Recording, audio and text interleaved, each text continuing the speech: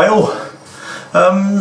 Up under the roof here, it's a lovely sunny day, so it's radiating a nice piece of heat, quite warm. It's going to be a little bit different this week, a little bit. There's one or two things we need to do this week. First thing is to have a look at what's been going on, and as you can probably tell, main deck has now got the full 6 coats of epoxy primer on it, primer sealer. Strip the masking tape off, so she's looking pretty good, ready for deck paint.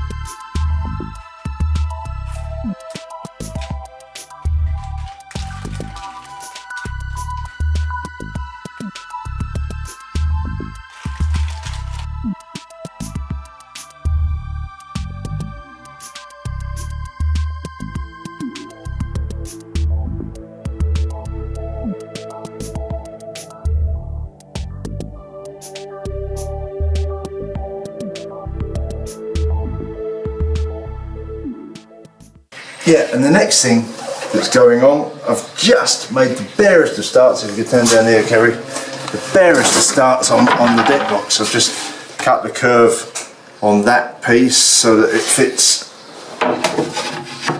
snug against there. Yeah, the barest of starts, as I say, so should be trying to get on with that later.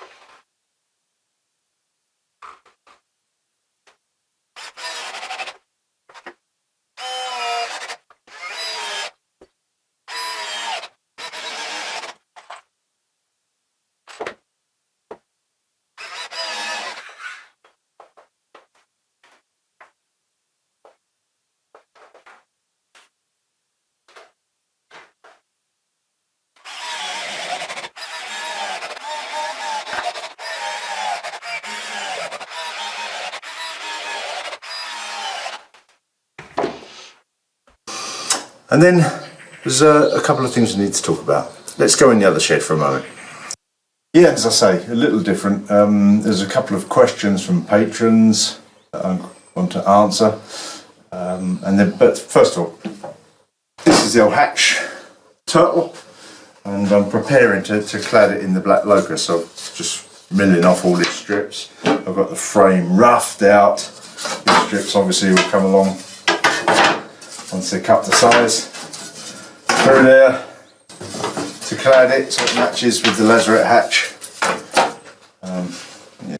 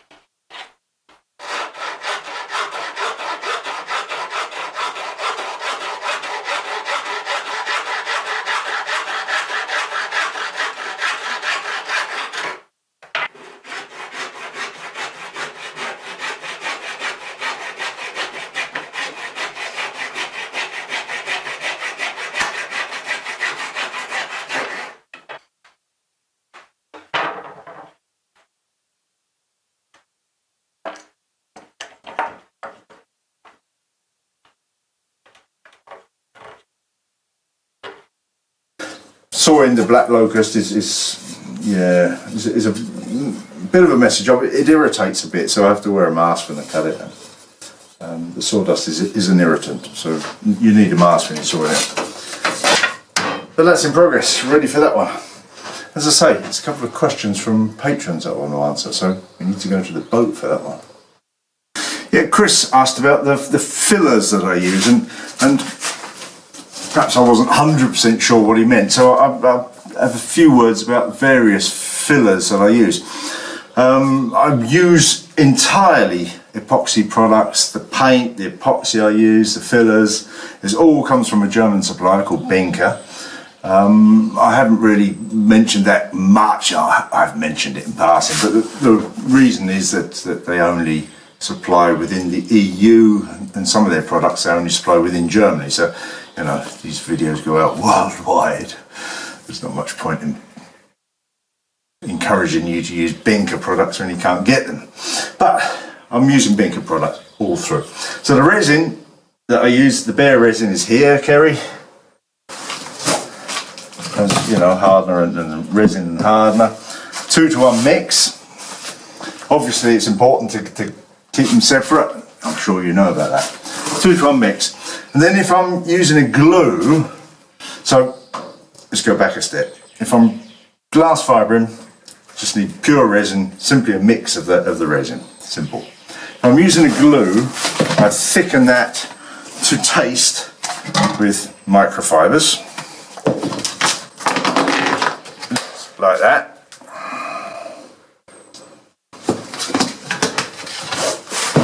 Easy enough.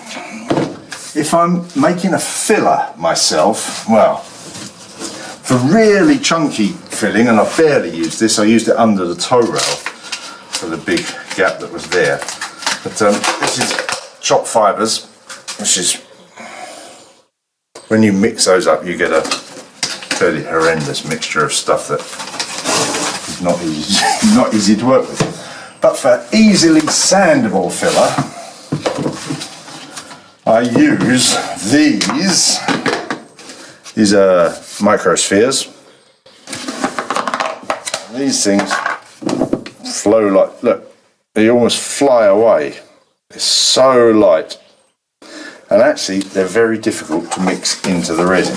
Very difficult to mix in. They float on top of the resin. Take some patience. You have to wear a mask, otherwise you're breathing them in. Yeah, mix them in carefully. So, if I'm making an easily sandable filler, I tend to use some of the microfibers, some of the microspheres.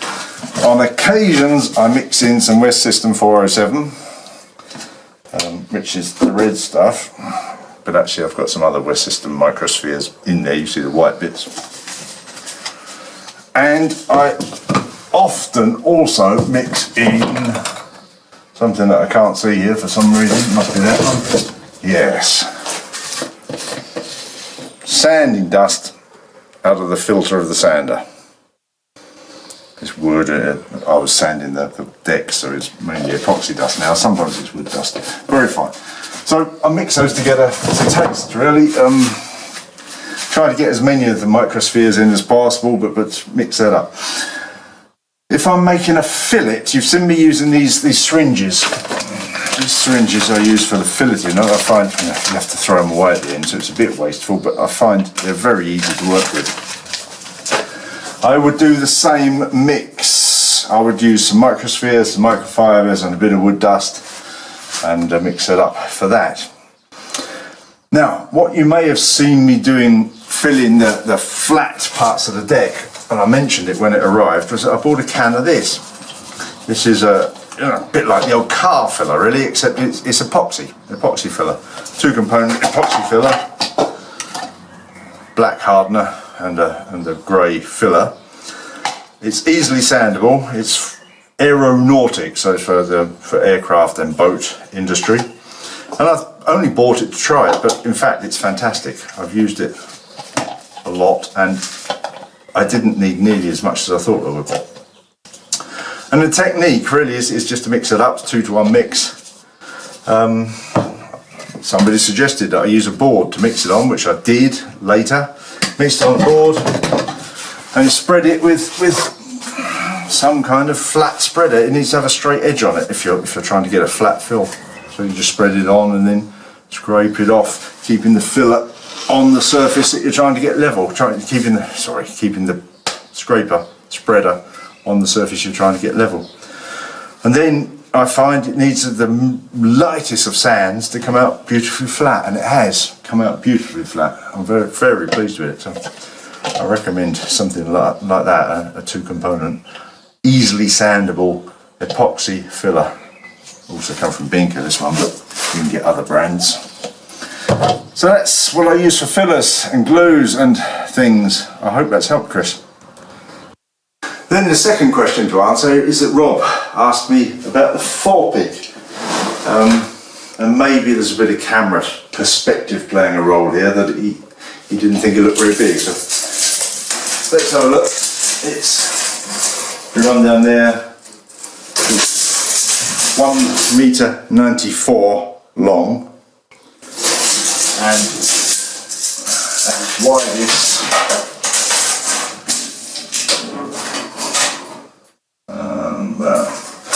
about 1.36 m wide, so it's a little less wide than I imagined.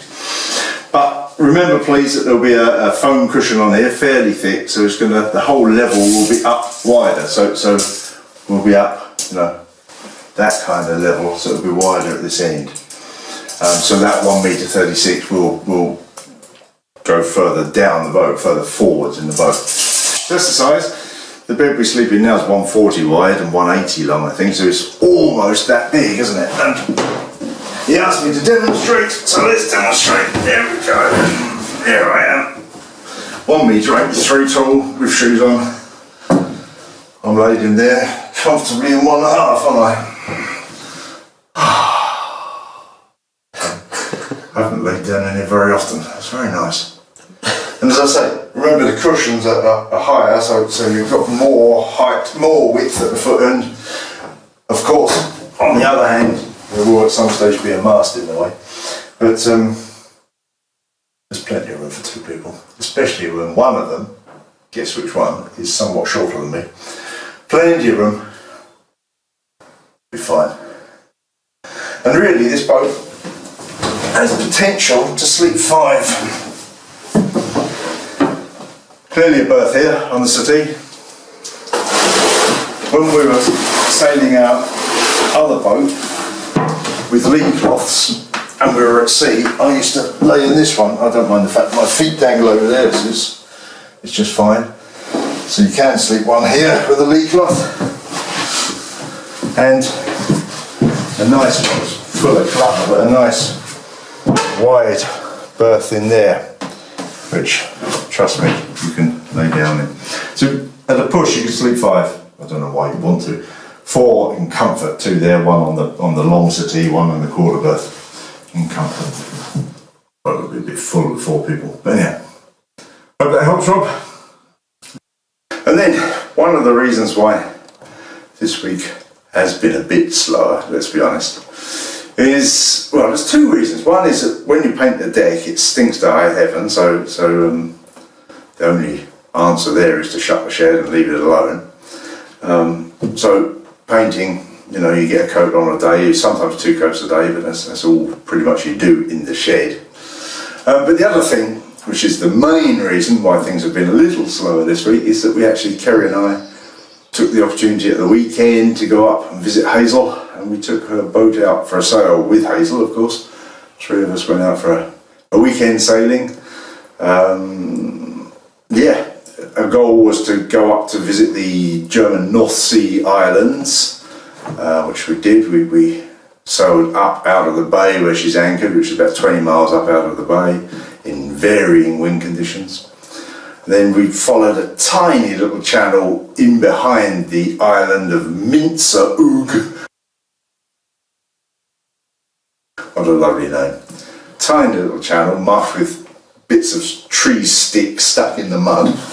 Wound our way through there, bucking the tide and a fair old breeze, and went up to a spot where Hazel had read was a suitable anchorage, but we had a good look at it and we didn't like it, so we decided not to stay the night there. We then passed out of the passage between the first 2 islands, Minzer-Oog and probably Lange-Oog, I think the next one, not sure. Lange-Oog or something like that. And then out into the North Sea, and it was blowing 25 knots or so, force 5 or so, out in the North Sea. Some fairly big waves, weren't they, Kerry? Mm-hmm. Yeah. But luckily we were running, so you know, big waves when you're going downwind are not really an issue.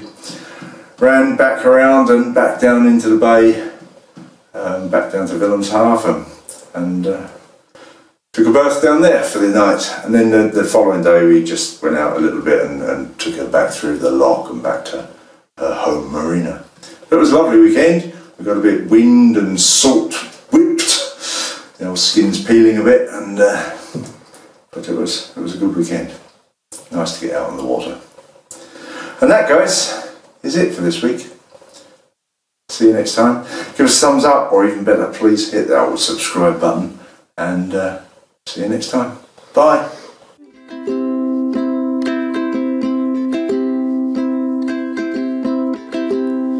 And on the day she was kissed by the sun, head thrown back, taking it in, a new day has begun.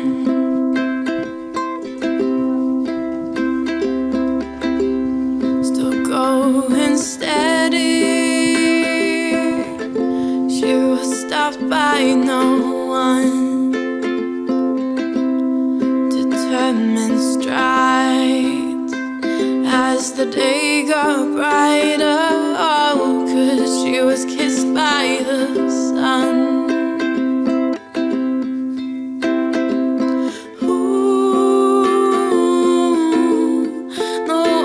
Stop her now. Ooh, living till sundown.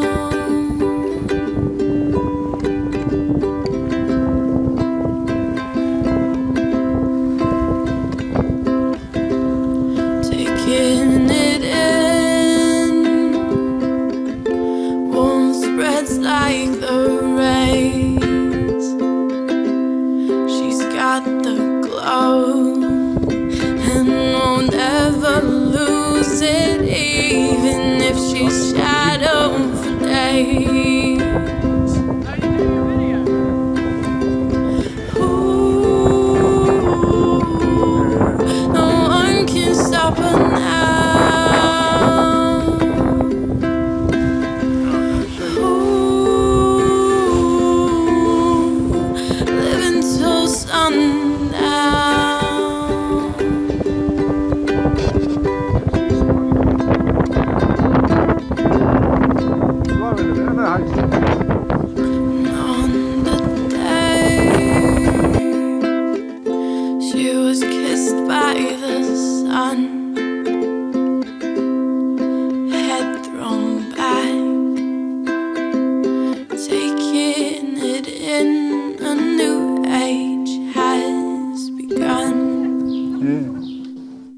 That's the way it is, isn't it?